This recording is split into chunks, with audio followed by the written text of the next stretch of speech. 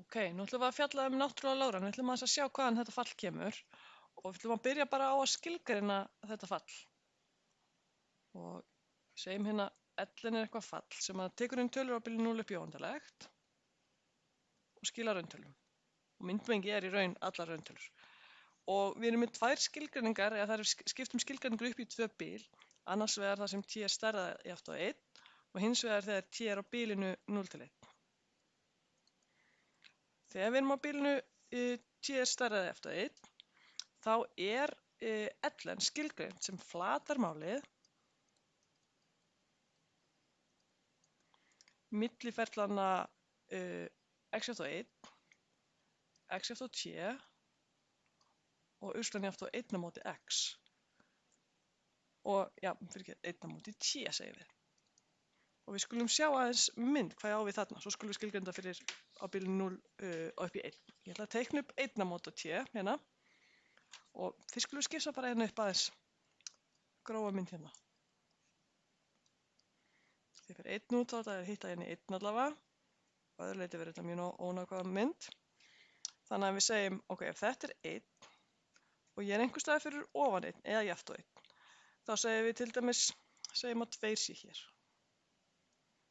Þá er þetta hérna x jafnt á 2 og þessi punktur á ferlinu mínum er 1 á móti 2. Hér er x jafnt á 1, hérna það er þessi hérna lína. Þannig að flatarmálið sem umræðir er þetta hér. Þannig að ellen af 2 er akkurat þetta flatarmál. Stærðin á þessu flatarmáli.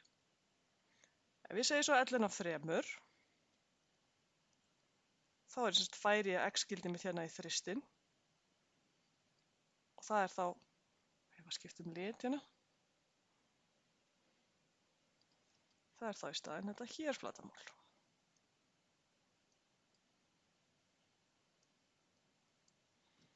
Og þið sjáu alltaf eftir sem set stærra gildi hérna inn, þá er ég að færa mig hérna eftir, ég er að bæta við einhverju flatarmáli. Þannig að við sjáum að ellen af x er stækkandi fall, það er vaxandi. Nú, skilgreiningin fyrir t á milli 0 og 1, hún er alveg eins, nema hún er ekki flatarmálið á milli þessara ferla, heldur negatív flatarmálið. Þannig að ef ég er hérna megin við ásinn, segjum að þetta sé hálfur hérna, það geti vel verið hálfur, það er ellen af hálfum er negatíft græna flatarmálið.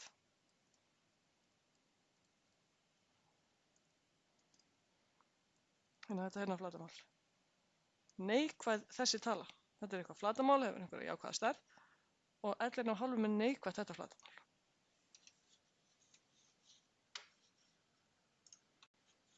Þannig að einn eiginleikurinn sem við sjáum út af þessu er að ef við erum með ellen af 1, þá er ég akkurat hér og þá er ég ekki með neitt flatarmál. Þannig að ellen af 1 er 0. Og svo ef ég er með tölu sem er minna en 1 hérna, þá fæ ég eitthvað neikvætt og ef ég er með tölu sem er stærra en 1, þá fæ ég eitthvað pósitíft. Við pröfum að teikna upp ellenfallið og höfum myndað þessu í huganum.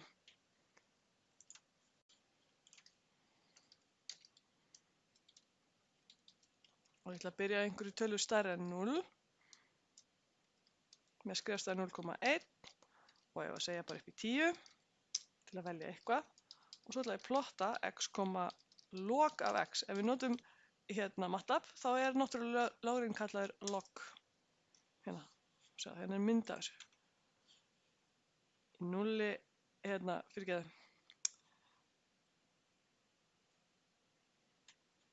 Í akkurat 1 á x-ásnum er fallið mitt 0, ef ég hefði getað farið beint upp hana. Og fyrir neðan ásinn á x-ásnum þá er þetta neikvætt og fyrir ofan er þetta jákvætt. Og þetta er stranglega vaxandi fall, það vex alltaf. En sjáðu það vex hægar og hægar og hægar. Ef við skoðum aftur myndir okkar út á skilgreiningunni, sjáðu flatarmáli sem ég er að bæta við hérna. Flatarmáli sem er bætist við hér eftir því sem fyrir lengra út eftir x-ásnum, þá er alltaf að bæta aðeins minna við. Ég ætla að bæta smá við, fallið mitt er að vaxa, en ég er að bæta minna og minna við.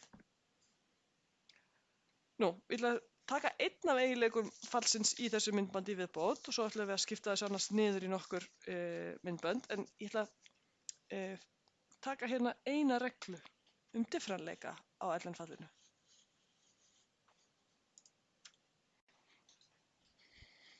Reglan sem við ætlum að taka er svona: fallið LN er differanlegt og þegar ég diffra það, þá fæ ég 1 á móti x. Þannig að það er tvennt, það er í þessari setningu, það er tilvist afleiðunar og það er hvernig afleiðan er. Nú, við vitum að samkvæmt skilgreiningu þá væri LN af x diffrað, það er markgildi þegar h-stefnir á 0, af f af x plus h mínus f af x deilt með h, og út úr þessu samkvæmt þessari setningu á að koma 1 á móti x. En setningin segir líka að markgildi sé sannarlega til.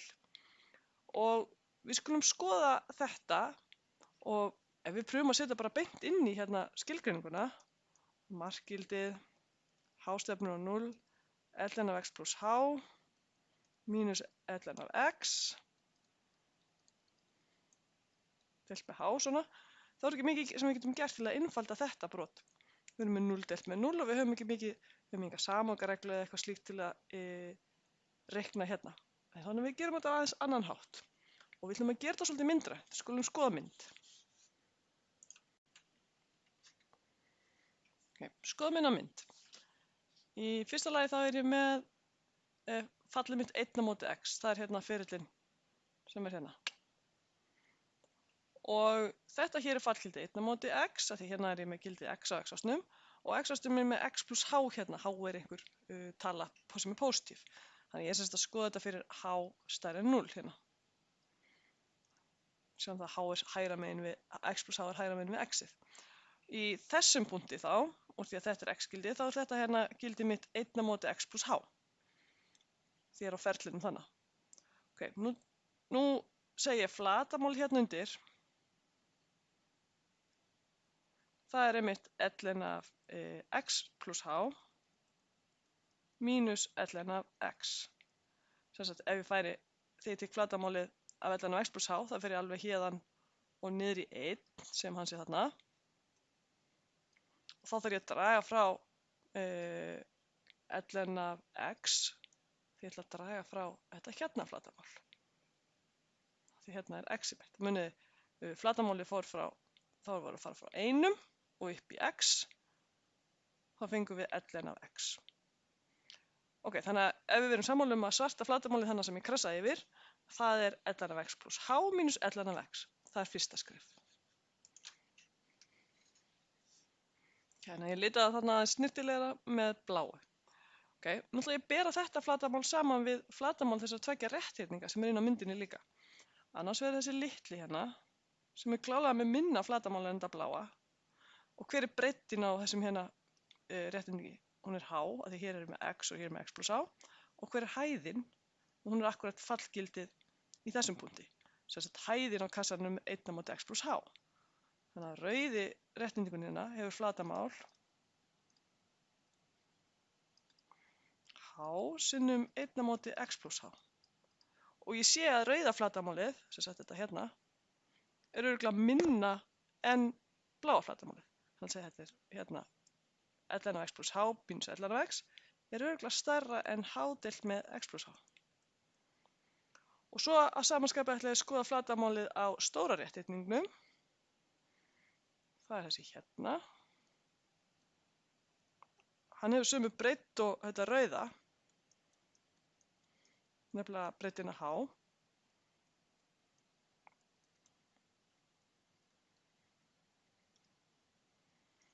Og hæðin er 1 á móti x. Sjáðu, þetta hérna er hæðin, akkurat fallgildi í þessum punkti, ef ég er í x hérna, þá er hæðin mín 1 á móti x. Og við sjáum að græna flatarmál er örugglega stærra en þetta bláa, þannig með hérna þetta flatarmál allt er stærra en h á móti x. Ok, vinnum áfram með þetta.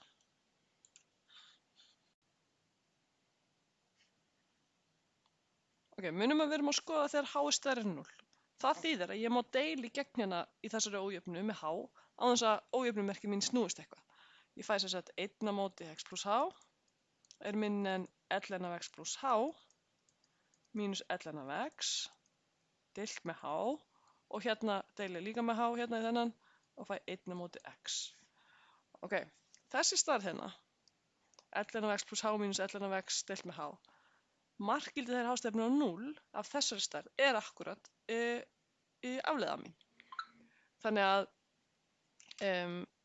ég er búin að núna taka þetta fall og klemma það á milli þessari hérna tveggja falla. Svo að ég get notað núna klemmurregluna. Og við segjum, gerum það. Við segjum markgildið þegar h stefnir á 0 af 1 á móti x plus h. Þetta er 1 á móti x. Og þetta er alveg það sama og markgildið þegar h stefnir á 0 í 1 á móti x. Hér er ekkert einu sinni neitt h, þannig að klárlega verður þetta bara 1 á móti x. Nú, fallið hérna og fallið hérna stefna á sama hlutin þegar h stefnir á 0. Þannig að samkvæmt klemmurreglu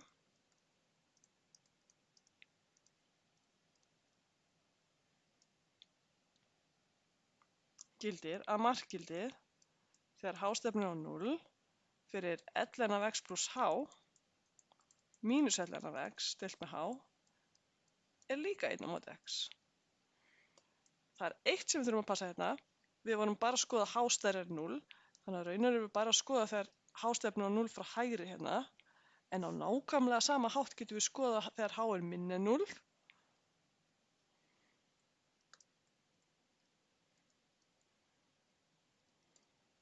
Og þá fáum við að markgildið þegar h stefnir á 0 frá vinstri af nákvæmlega sama falli hérna er líka 1 á móti x. Þannig að markgildið er sem sagt til og það er 1 á móti x. Þannig að við erum búin að sýna bæði að það er hægt að diffra ln af x og afleiðan er 1 á móti x. Og sjáðu, við gerðum það bara með myndrænt út frá myndafallinu og gerðum það með því að nota klemmurregluna. Næsta myndband ætlum við að skoða aðeins nokkrar reiknireglur fyrir ln.